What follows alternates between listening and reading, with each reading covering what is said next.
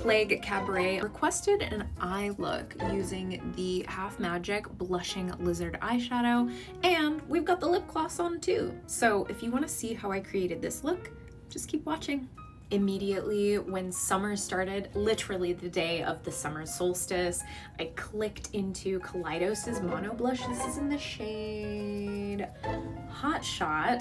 I'm basically using this kind of like a contour blush, also like I was doing with the Pale Rose, using this on the underside of the cheek to sculpt that cheekbone, and then taking it up onto the temples and then kind of buffing out the edges so it fades up into the cheek, but most of the concentration of the color is here underneath the cheek, and it creates this really beautiful sculpted oh god, sorry. The powder is so fine, and then it kind of is like free floating in the air. Also, I just noticed this weird little dent in my face that doesn't exist on this side, and that's what being on camera will do. It make you kind of like obsessively critique your face. But no, I'm not getting plastic surgery. I like my nose, I like my features. I stay cunty. You might also notice that I was using this a lot. This is the Milani Baked highlight in Dolce Perla, stunning neutral champagne. And now for summer, I'm switching into Kaleidos Space Age highlighter. This is in the shade Ray Rider, and if you look at them side by side, you'd be like, they're almost the same, but Ray Rider has just a touch more of warmth. So I'm kind of going from a more cool tone look that I was really feeling for spring into a nice, slightly, just very ever so subtly more warm. And I am doing my favorite format, which is I take that highlight up onto the highest points of the cheek first, and then I'll blend it out, I'll blend it out into the rest of the blush, take whatever's left onto the eye, focusing on the highest point of the brow bone, but also like all over the eye, and then whatever's left on to the side of the forehead. I'm on like third, fourth layer here, and just hitting the highest points now, and then I'll take that again and kind of blend it all together. Gorge. Now I'm gonna go in with the Jeffree Star Orgy palette. I found this on Amazon. I'm just mixing a couple colors together. I found this on Amazon, and it's an authentic Jeffree Star palette, but I noticed I bought a couple of his palettes from Amazon now, and it comes from some weird third-party vendor that calls it something else, like Pollet Palette was one of them. And okay, this color is not really doing anything. All right, let's amp it up a little bit. I'm gonna go into the shade Seduction, which is a muted, very, very soft gray. It's like a bone color. Go over top that, stamping it at the lowest part of the lid. But anyways, it's an authentic Jeffree Star palette, and there are some spelling errors on the palette, so they rebrand it and sell it as something else, but it's authentic Jeffree Star, and it's like $18. Which, you know me, I love a deal. I love to hunt for the treasures. Then I'm gonna go back in with that same shade, Seduction, and now just stamping that in the center of the lower part of the lid. This fucking light. Concentrate again. Just stamping. And just one more layer of that gray. Really make the center of the eye pop. So pretty. I love it. I love this palette. Now I'm gonna take a teeny tiny brush. This is also from the same set. I've been loving this brush set from Jessup. They sent this to me to review, and I'm obsessed. Like, the best shape, very fine, really nice. Okay, so I'm just gonna take this weird espresso color. This is called Craving Chocolate. Knock off some of that pigment and just take that underneath the eye. I'm using this as a canvas for the star of the show, so that that shade that we go to put on top really pops, or at least, you know, gives it a little bit more dimension. Weeping this out a little bit too. Not a lot. I don't know. Just sweeping it out a little bit. Dip back into that pigment. Load it up. Get a second layer going. And I don't take this all the way into the inner corner of the eye because I kind of like it to be open there. There's a gorgeous, very deep charcoal gray, almost black, and then next to it is kind of like a more grayish brown. And I'm gonna mix the two because I don't want like just a straight up charcoal. I'm gonna mix that pigment on the back of my hand and really work it into the brush because it's a dark pigment, and if there's fallout, it's gonna get messy. So I try to minimize that by working it into the brush. First, start by stamping that onto the eyelash line, creating a nice smoky line there, and winging that out just to meet that bottom wing.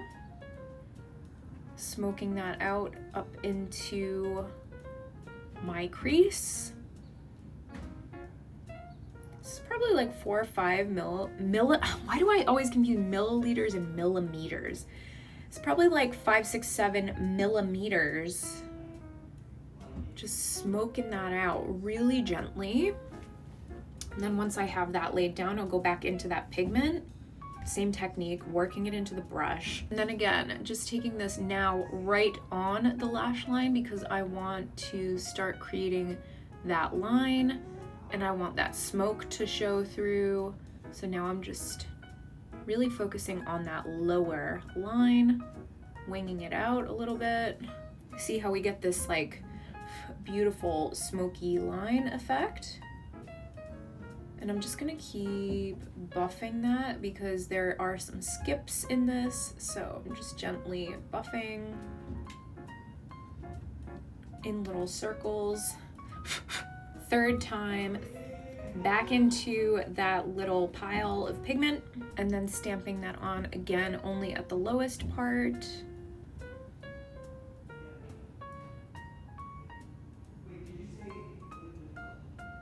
Now why is my throat so dry?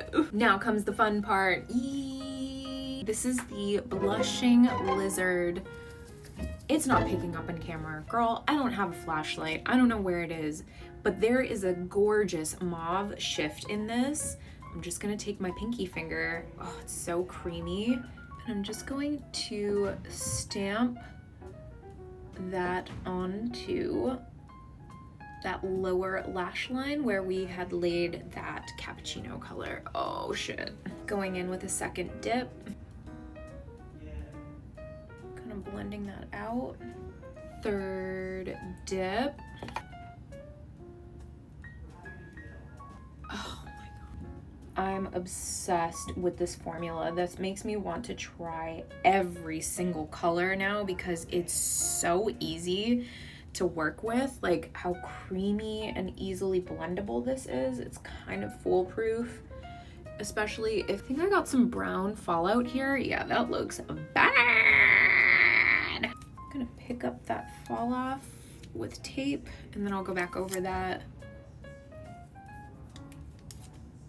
with highlight. But yeah, this formula, it's so creamy. It's basically impossible to mess this up. I really feel like this is excellent for beginner-friendly formula for sure, and for masters alike. I mean, it took 3 seconds to do that. It just melted into my skin. I've been doing a lash combo lately. I'm using the L'Oreal Panorama Mascara. This is fantastic because the bristle brush on this is stiff and spiky. So you get a lot of control over where the product goes in your lashes, and it really combs through each individual lash. I haven't been using a lash curler lately.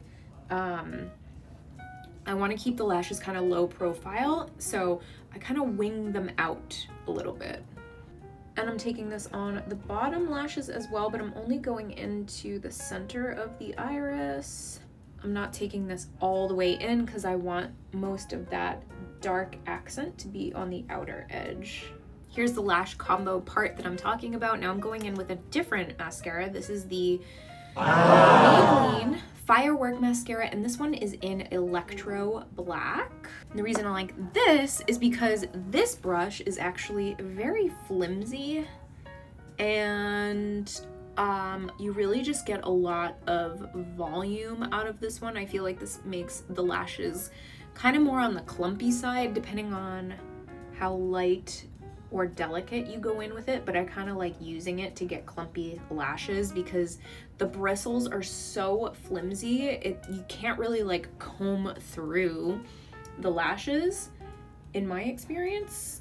So I like the combo. I start by lengthening and putting on some product and making the general outline with the L'Oreal, and then bulking up with the Maybelline. Okay, now I'm gonna contour my nose. I just take a little bit onto my finger and dab the side of my nose just to kind of take down the bulbous nature of that bulbous. A little line across the tip of the nose, and then I just kind of pat it in, you know, nothing fussy. I'm just trying to create a shadow to snatch it a little bit. I'm not the most amazing at contouring. Now I'm going in with a waterproof lip liner. I'm going to pair this with the Blushing Lizard lip gloss. I feel like for me, that gloss really does well with a lip liner. It's a little bit on the sheer side, and I want it to look more opaque, and a liner really helps to do that. Blot it out. Now I'm going in with the Half Magic Blushing Lizard lip gloss. Oh my god, this is so... Ah!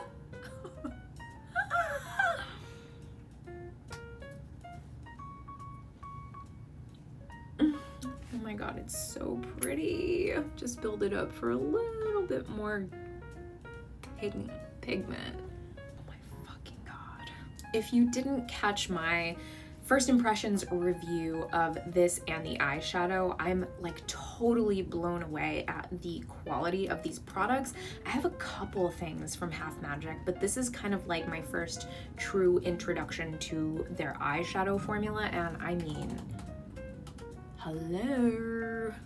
This gloss is so ethereal, so pretty, just like really chic. Like, it combines so many vibes all together, like ethereal, chic, grungy. It's just so versatile. And I've been setting my face for the past couple months with just rose water. I go in really generously, like 3-4 layers of this. I just keep layering it up. This is the finished look, super easy. This basically follows the template of my signature makeup tutorial, which I adapted from the Dior Fall 1999 Tone on Tone makeup recreation that I did. I loved that template so much that I use it anytime I'm kind of feeling more editorial. I'm so impressed with how easy this formula is to use. This look took about 15 minutes to do, and it's super high impact for a pretty low amount of effort, I would say. So would love to hear which other shades you love from their eyeshadow collection, and yeah. But this shade is incredibly unique. I thought it would be dupable, but it's in its own realm. Like the colorway is very much its own thing. Some shadows that are similar, but no, this is in its own. So thanks so much for watching, and see you in the next one.